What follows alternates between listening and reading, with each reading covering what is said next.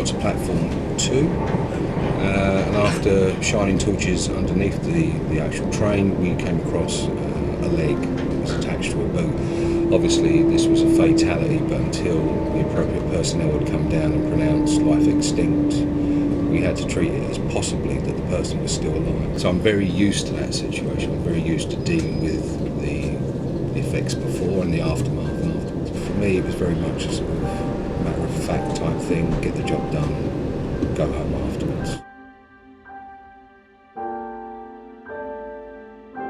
And I'm walking across this bridge and seeing this gentleman in front of me. Immediately, the gentleman goes to jump up onto the bridge. He slipped, which gave me a little time to catch up with him without alarming him or shouting at him. So I just run, and as I run to about an arm's length towards him, he jumped, and he was hanging off the bridge by one arm. At that point, another colleague had caught up with me, and we both pulled him back to safety. All I wanted to do was save this man. And I just sat on the bridge with my arm around the gentleman, just telling him, repeatedly telling him, you are safe now.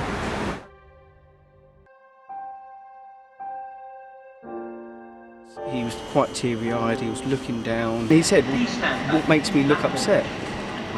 And I said, you're crying. You know, I said, you're looking down, you're not looking at me, we're not making any eye contact. At this stage, the words I used was, I beg you, please just talk to me. And he wouldn't talk. At that point then, he's pulled out a train ticket and gone through the gate.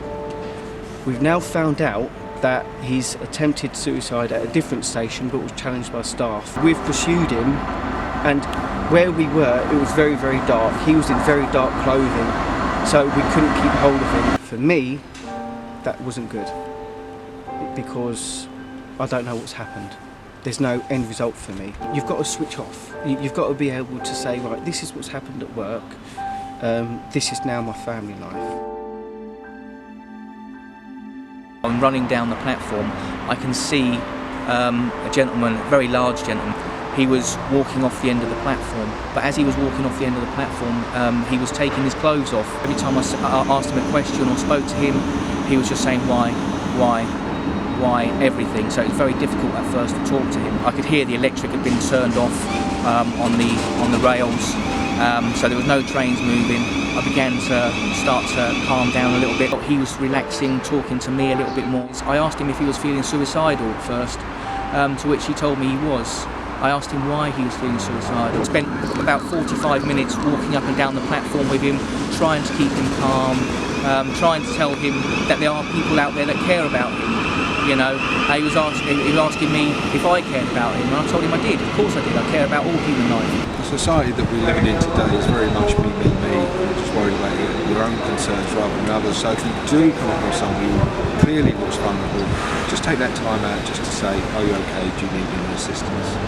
We've put posters up at many stations around the rail network because we want to make it clear that talking about any life situation that you're experiencing can be really healthy.